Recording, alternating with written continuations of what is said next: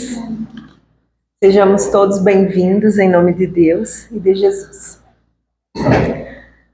O nosso tema de hoje, a partir de hoje vamos voltar a seguir aquela sequência do Evangelho, como quem frequenta aqui já faz mais algum tempo deve lembrar, que nós seguíamos sempre uma sequência dos capítulos, né?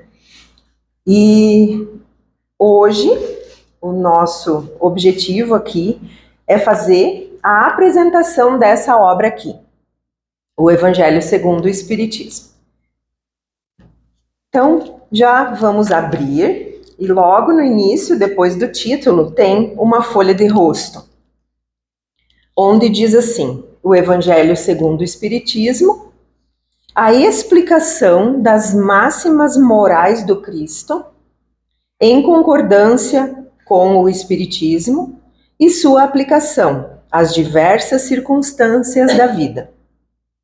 E logo em seguida, uma frase de Allan Kardec, onde ele diz assim: não há fé inabalável, senão aquela que pode encarar a razão face a face, em todas as épocas da humanidade. Então, já na folha de rosto, a gente já pode tirar uma ideia da importância desse livro, onde ele explica que durante toda essa obra a gente vai tratar da explicação da moral de Jesus e como que nós devemos aplicar em todas as circunstâncias da nossa vida. E nessa frase, né, onde ele fala que a fé inabalável é aquela que pode encarar a razão. Então, já dizendo que a ciência vai estar sempre junto e que é em todas as épocas da humanidade. Essa obra tem 161 anos e ela é totalmente atual. Se nós pegarmos como devemos todos os dias e abrir um pedacinho, sempre ela vai estar de acordo com aquilo que nós estamos vivendo hoje. Como disse Kardec aqui, que é em todas as épocas da humanidade.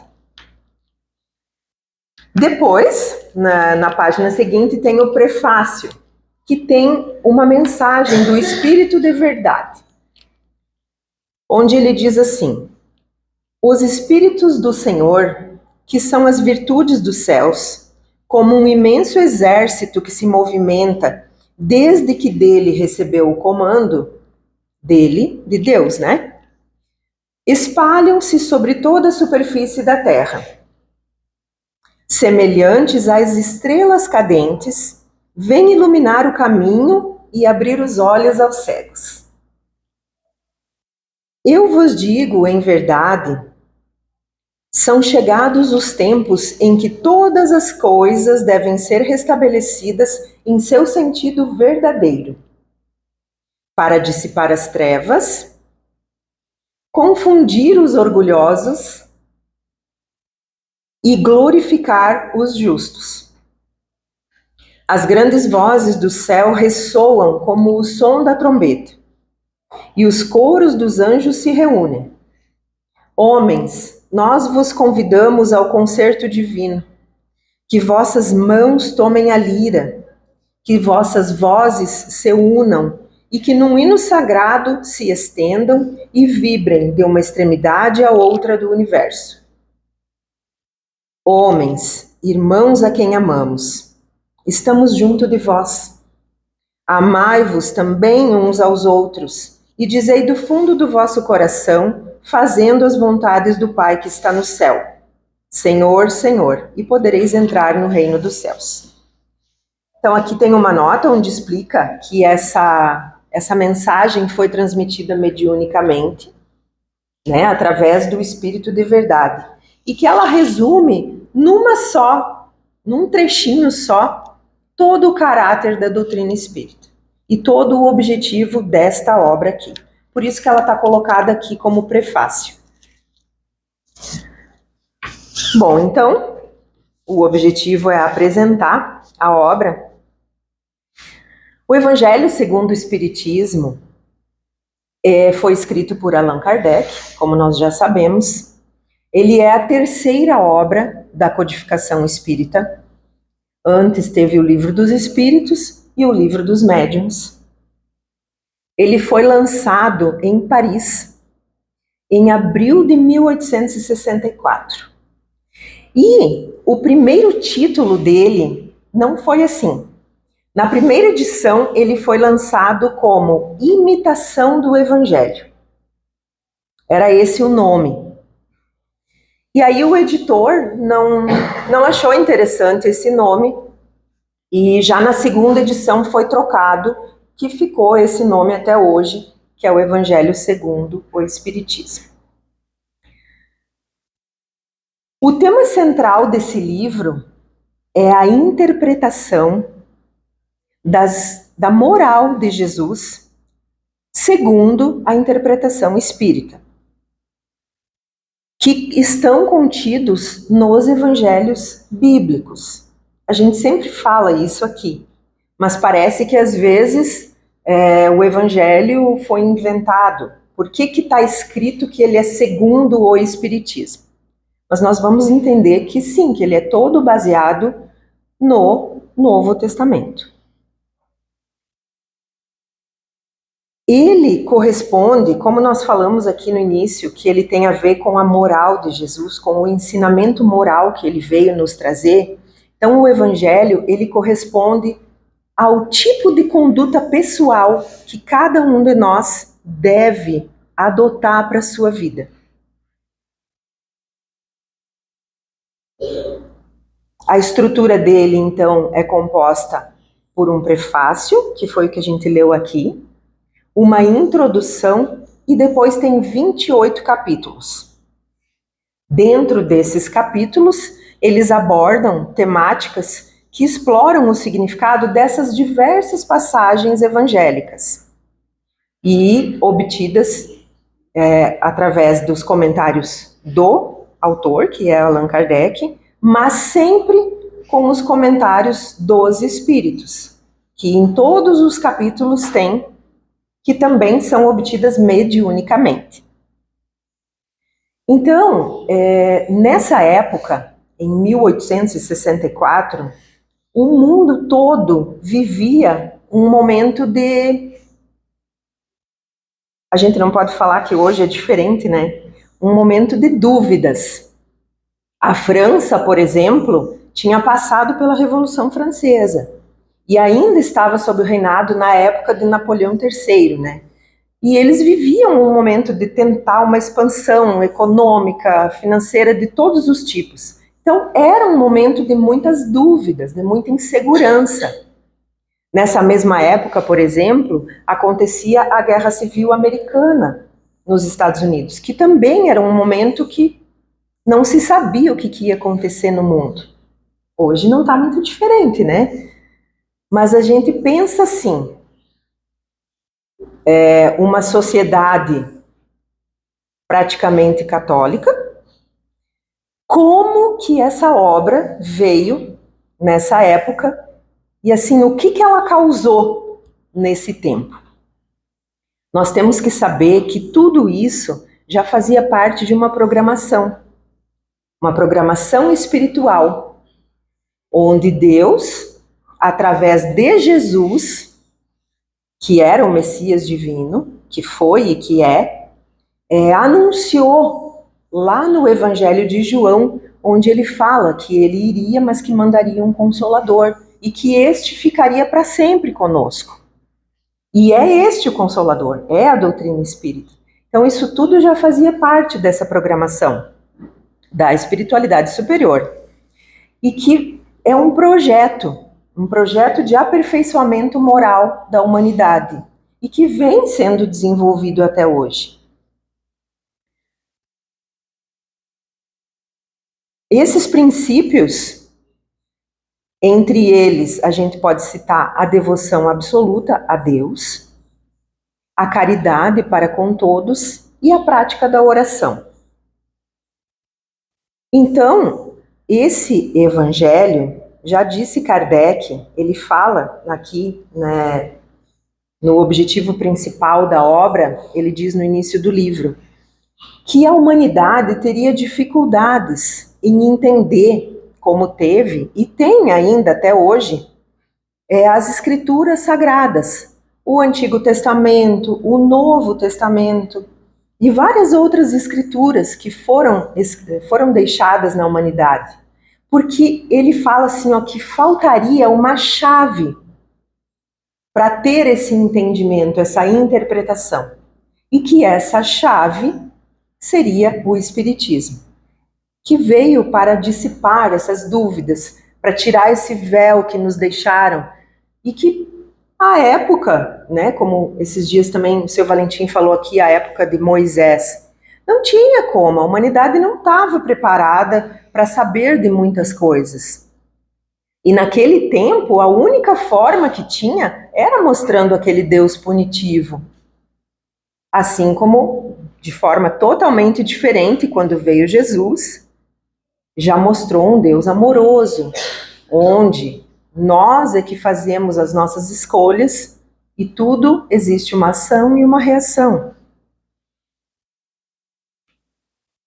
O Haroldo Dutra Dias, que é um palestrante espírita, ele tem uma palestra dele onde ele fala de uma forma muito bacana dos capítulos do Evangelho.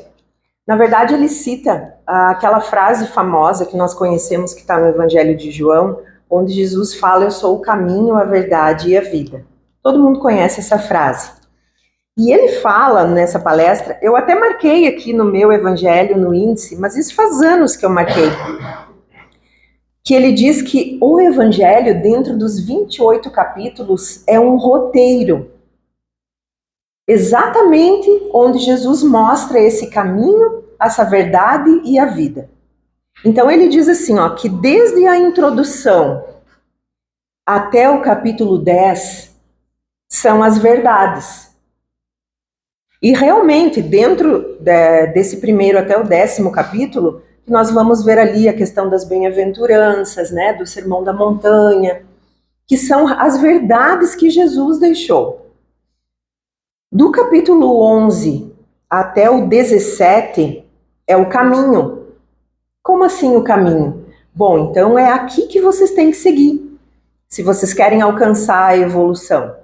E Jesus deixou traçado esse caminho. Tanto é que do capítulo 11 ao 17 tem todas as maneiras como que nós iremos trilhar esse caminho. Amar o próximo como a si mesmo, amar os vossos inimigos, que a vossa mão esquerda não saiba o que dá a vossa mão direita, são todos esses capítulos. Fora da caridade não há salvação, não se pode servir a Deus e a Mamon, sede perfeitos, até o 17. E do 18 até o 28, que é até o fim, é a vida. Então, as verdades, o caminho e a vida. Como assim a vida? Então, depois que você já sabe o caminho, aí vem as vivências, a maneira de como viver. Então, com isso, o Espiritismo realiza o seu papel de convergir a ciência, a filosofia e a religião em um só propósito, que é o de cumprir a lei divina, que é a razão da nossa existência, de todos nós, é o objetivo de nós estarmos aqui, é viver essa lei. Eu trouxe uma frase que foi dita para Kardec, porque a gente imagina assim, hoje, nos dias de hoje, é difícil, às vezes, de muitas pessoas se posicionarem. Vocês devem ter ficado sabendo que no censo, esse último aí do Brasil, diminuiu, né, o número de pessoas que se declaram espíritas. Porque a gente sabe que ainda existe muito preconceito. Tem muitas pessoas que acham que aqui dentro, enquanto nós estamos aqui conversando e falando do Evangelho de Jesus, tem muitas pessoas que acham que aqui tem manifestações mediúnicas e que a gente fica fazendo coisas sobrenaturais. E tem, a gente sabe disso. Então vocês imaginem há 160 anos atrás. Como que foi para Kardec? Tem uma frase que foi dita para ele, que disseram assim, ó: deixará de haver religião e uma se fará necessária, mas verdadeira, grande, bela e digna do Criador. Seus primeiros alicerces já foram colocados. Quanto a ti, Rivail, a tua missão é aí. Essa frase está em Obras Póstumas, na segunda parte, onde fala a primeira revelação da minha missão. Obras Póstumas foi uma obra que foi lançada depois do desencarne de Kardec. E aqui ele fala sobre essa revelação da missão dele. Quando ele fala ali, quanto a ti, Rivail, porque o nome de Kardec era Hippolyte Léon Denisard Rivail. Esse é o nome de certidão dele, né? Allan Kardec era um pseudônimo. E diz ali que foi um espírito amigo que se comunicou com ele e falou que eles já tinham sido conhecidos e amigos em séculos atrás, onde o Allan Kardec era um sacerdote druida, lá numa comunidade celta, e que nessa ocasião o nome dele era Allan Kardec.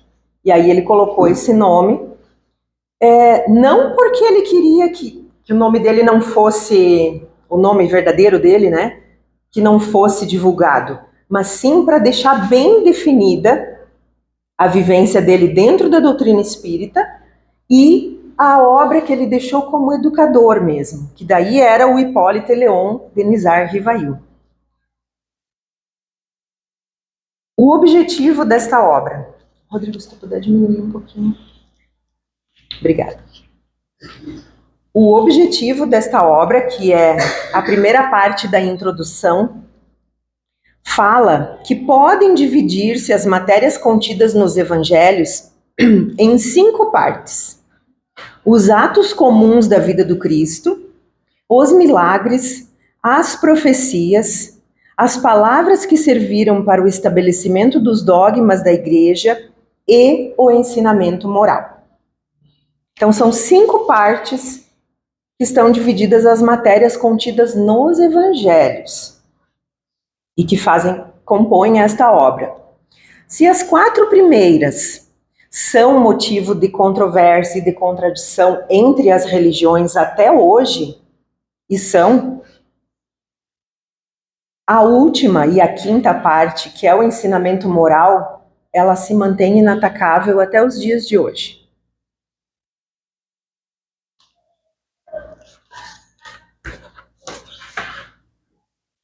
Quando o Espírito de Verdade, em 5 de março de 1865, se comunica com Kardec para explicar e apresentar o plano das obras fundamentais, e aí eu falo das 5, tá? Das 5 obras, que seriam divididas em 2 partes. A parte científica, que seria mais teórica, e a prática. E aí o Espírito de Verdade já explica para Kardec nessa ocasião, onde ele explica que toda a parte científica e filosófica da doutrina seria então abordada no primeiro livro, que é o Livro dos Espíritos. A segunda parte é a parte experimental, que está no Livro dos Médiuns.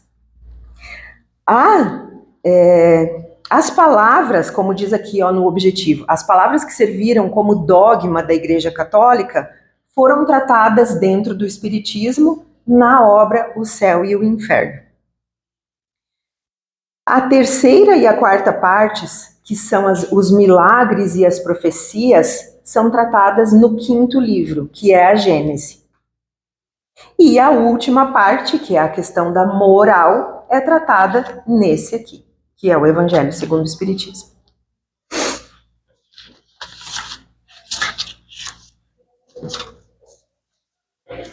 Sobre a estrutura da obra. Então, o Evangelho ele é composto basicamente pelos evangelhos canônicos. O que são os evangelhos canônicos? São os evangelhos que são ditos oficiais pela Igreja Católica, que são Mateus, Marcos, Lucas e João. Os outros evangelhos e todas as outras escrituras e textos são considerados pela igreja como apócrifos, porque eles não têm essa questão oficial. Então, dentro do Evangelho segundo o Espiritismo, sim, são abordados esses evangelhos canônicos e também consiste no desenvolvimento das leis morais divinas, que são trabalhadas no Livro dos Espíritos, na terceira parte, como nós já falamos aqui uma vez. Essas leis morais, elas são consideradas o decálogo espírita, porque nós temos o decálogo mosaico, né, que são os 10 mandamentos, e o decálogo espírita, então, são essas 10 leis que são trabalhadas no Livro dos Espíritos, que são a lei de adoração, a lei do trabalho, a lei de reprodução, a lei de conservação, a lei de destruição, de sociedade, lei do progresso, lei de igualdade, lei de liberdade, lei de justiça, amor e caridade. Então, elas também são citadas aqui no Evangelho segundo o Espiritismo. São trabalhadas mais aprofundadamente no Livro dos Espíritos. Eu trouxe aqui uma tabelinha a título de curiosidade nossa mesmo. E também porque a partir de hoje, a partir de agora, se alguém perguntar, né, para vocês a respeito do Evangelho segundo o Espiritismo, porque seguidamente a gente recebe essa pergunta. Por que vocês não seguem a Bíblia? Eles perguntam. Mas como assim? Que evangelho é esse que vocês têm próprio de vocês? Por que vocês não leem a Bíblia? Então a gente vai saber responder. Dentro do Evangelho, Mateus, para vocês terem ideia, ele é citado 74 vezes. Tem 74 citações de Mateus, 31 citações de Lucas, 17 de Marcos e 8 citações de João. E aí depois tem uma do Ato dos Apóstolos, uma da Epístola de João, uma de Coríntios, que é as cartas de Paulo, né? Uma do Êxodo, que daí já é Antigo Testamento, uma de Isaías, Jeremias e Jó, que também são todos Antigos Testamentos. Mas, olha, Mateus é citado 74 vezes, e a gente já falou aqui uma vez que o Evangelho de Mateus é um dos mais didáticos, né? Ele ocupa 53% do Evangelho segundo o Espiritismo. Então, como que a gente não fala da Bíblia? Claro, são todas citações que Kardec trouxe para nos mostrar a questão da moral de Jesus mesmo. Não com o intuito de aqui estar fazendo cultos e diferentes assim de outras religiões. É para mostrar que são ensinamentos universais mesmo. E como eu falei, são todos comentados com as instruções dos espíritos que foram obtidas mediunicamente. Quanto aos colaboradores, nós temos aqui dentro do Evangelho uma notinha que Kardec fez dizendo que os nomes dos médiuns que o ajudaram na época não foram divulgados. Muitos porque eles mesmos não quiseram e outra porque não tinha necessidade. Porque isso não ia mudar em nada o caráter da obra, o verdadeiro caráter dela. Mas aqui a gente tem alguns que ajudaram, entre os quais a senhorita Rouet, a senhora Collignon, a senhora Schmidt, a Boyer, o senhor Alfred Didier, que inclusive era amigo de Kardec e foi o editor do Evangelho. Foram alguns médiuns encarnados que receberam as comunicações e ajudaram Kardec. Quanto aos desencarnados, nós temos São Luís, Santo Agostinho, Erasto, Fénelon, Lázaro, Lacordaire, Lamennais, São Vicente de Paulo, Adolfo, bispo de Argel, Delfina de Girardin, François Nicolas Madeleine, François de Genebra, João o Evangelista, Pascal, Samson, Emmanuel e muitos outros. Mas o destaque especial se dá para esse Espírito de verdade, que nós muito ouvimos falar dentro do Evangelho e que está intitulado aqui no prefácio. Esse Espírito de verdade é o próprio Jesus. Ele que veio para liderar toda essa obra e todo esse projeto da espiritualidade que trouxe a doutrina espírita para nos esclarecer.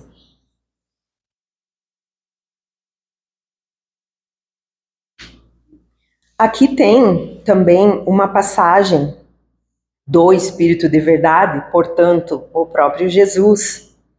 Quando a obra foi lançada, em abril de 1864, nós sabemos que já tinham as revistas espíritas. E numa dessas revistas espíritas, de dezembro, então já faziam alguns meses que o Evangelho tinha sido lançado, o Espírito de Verdade se manifesta e fala assim: um novo livro acaba de aparecer. É uma luz mais brilhante que vem clarear o vosso caminho. Há 18 séculos eu vim, por ordem de meu Pai, trazer a palavra de Deus aos homens de vontade. Esta palavra foi esquecida pela maioria. E a incredulidade, o materialismo vieram abafar o bom grão que eu tinha depositado sobre a vossa terra. Hoje, por ordem do Eterno, os bons espíritos, seus mensageiros, vêm sobre todos os pontos do globo fazer ouvir a trombeta retumbante. Escutai suas vozes. São aquelas destinadas a vos mostrar o caminho que conduz aos pés do Pai Celeste. Sede dóceis aos seus ensinos. Os tempos preditos são chegados. Todas as profecias serão cumpridas. Então ele vem nos dizendo que quando ele veio há 18 séculos atrás, claro, isso na época, né? 1864, a palavra que ele trouxe e a semente que ele trouxe tinha sido abafada por nós, por todos nós. E que o Espiritismo é essa doutrina que vem trazer o Evangelho redivivo de Jesus. Esse é o objetivo da doutrina espírita. Para fazer a gente acordar, para fazer a gente enxergar o que realmente precisa ser enxergado.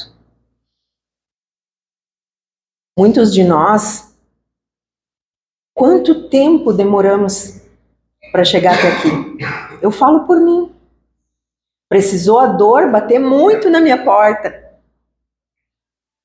para eu entrar aqui. Não, eu já vinha, né, frequentando há muitos anos, lá em Pelotas, quando morava lá eu já frequentava, mas sempre naquela condição de vinha, daí ficava uns 2, 3 semanas sem, daí depois vinha de novo. Normalmente a gente procura mais quando a coisa aperta, né? E aí depois quando tá tudo bem a gente dá uma esquecida. Isso é normal. E aí, no ano de 2014, que foi na minha, tô falando do meu exemplo pessoal, na minha vida foi um divisor de águas, porque passei por vários problemas pessoais com os meus filhos e em relação à saúde deles, dos dois, no mesmo ano.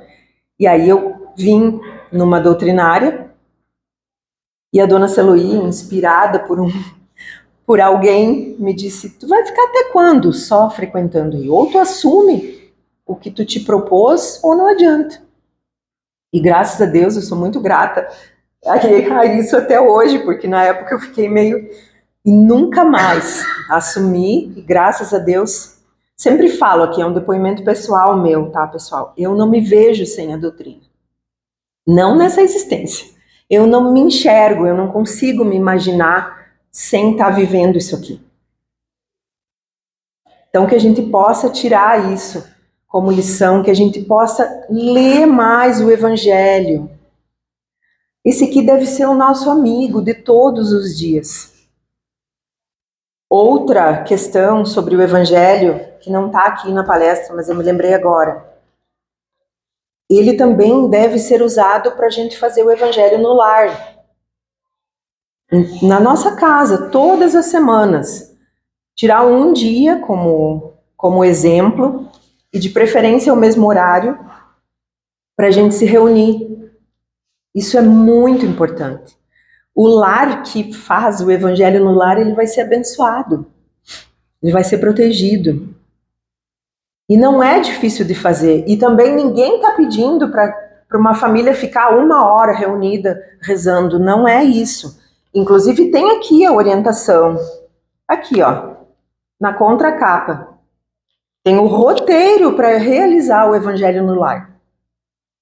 Que é se reunir, fazer uma prece de abertura, colocar um recipiente com água, toda a família se reunir. Se algum não quiser fazer, não tem problema. Aquela pessoa pode se retirar para um outro cômodo da casa, a gente tem que respeitar isso. Mas nós, eu falo, digo eu, né? Eu que sou a espírita da minha casa, eu tenho obrigação de fazer. Eu não tenho escolha, eu tenho obrigação de fazer. E é muito importante. Eu trouxe para finalizar uma homenagem ao Evangelho, que foi um trecho de um poema ditado pelo espírito Ivan de Albuquerque, ao médium Raul Teixeira. O Evangelho, segundo o Espiritismo, sumo feliz da grande lei moral, que nos mostra Jesus como fanal, conclama-nos ao digno ativismo. Pela voz das falanges estelares, os ensinos do Cristo saltam claros, num linguajar que aponta, em quadros raros, um norte para as mentes populares. Mostra Moisés, prima revelação, representando a força da justiça. E o Cristo, então qual ponte levadiça, reflete o amor em sua apresentação. Revelação segunda, o Mestre exprime todo o vigor da prática do bem, e a luz que o coração do bom contém, e a força espiritual que o ser redime. A verdade que nutre o Espiritismo, terceira revelação para o mundo, é o que garante o ensino mais profundo, capaz de erguer-nos do ancestral abismo. Então, nós sabemos, né, que já foi falado aqui outras vezes, e eu acredito que agora, na sequência das palestras, que a primeira revelação foi Moisés, a segunda foi Jesus, e a terceira revelação, que é a doutrina dos Espíritos, que foi codificada por Allan Kardec e por todos esses espíritos benfeitores que eu citei aqui, e que continua sendo a doutrina dos Espíritos, porque são eles que nos dirigem. Que nós possamos ser instrumentos bons. Porque quando cada um de nós, os 5 expositores que viemos aqui falar, primeiro que a gente fala em primeiro lugar para nós mesmos, porque somos todos aprendizes nessa escola, e outra, que nós temos que ter muito bem, saber muito bem que nós somos só instrumentos. Se nós tivermos aquela vaidade de achar que a gente vem aqui e sabe o que está falando, eu tiro de letra, eu não vou nem estudar. Gente, a gente estuda muito, muito. A gente às vezes pede para a dona Celoine no começo da semana já nos passar, e ela sempre faz isso. Hoje já entregou o tema da semana que vem. A gente estuda durante a semana toda. Porque não existe alguém achar que sabe o que está falando e chega aqui. Não, a gente está aqui sendo corda vocal. É isso aqui que eu contribuo. Quem está fazendo o trabalho são os espíritos, não sou eu. Então, que eu possa ter ajudado a apresentar essa obra grandiosa que é o Evangelho segundo o Espiritismo. Que a gente possa sempre saber que ele tem que estar aberto na nossa casa, ele não tem que estar numa gaveta. Ele tem que estar aberto todos os dias. De preferência num local onde a gente sempre passe por ali. Na minha casa ele está na mesa da cozinha. E num cantinho que eu sempre estou com ele à mão. Então, nos dias em que está tudo bem na nossa vida, que a gente faça um trechinho do Evangelho de manhã, quando sai para o nosso trabalho e reza um Pai Nosso, e à noite, antes da gente dormir. Agora, como sempre nos é orientado aqui, quando não está bem, aquele dia que as coisas não estão dando certo, que a gente não está se sentindo bem, que a gente vê que não... Sempre fazer. Todo dia, durante o dia inteiro, cada pouco, se você está no trabalho, é bom também ter um evangelho no seu trabalho, cada pouco ir ali e abrir um pedacinho. Pode ter certeza que os espíritos vão trazer alguma coisa para nós que tem que ser dita para nós naquele momento. Eu agradeço, então, pela presença de todos, que possamos ficar todos em paz e pegar o nosso evangelho todo dia. Que assim seja.